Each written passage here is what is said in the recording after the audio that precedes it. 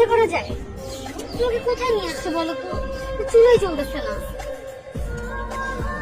এখানে তো মাটির চুলা ছাড়া কিছু নাই। আচ্ছা ঠিক আছে, চলো বাজারে যাই, বাজারে গিয়ে কিছু খাই। কি খাবা? আমার মাথা? তোমার মাথা না খাই, অন্য কোনো কিছু মাথাটা খাইতে পারি। তুমি আমার সাথে মজা করতেছো না? শোনো, তোমার রান্না করতে হবে, বন্ধ করো। কি শুরু করছো রান্না করতে?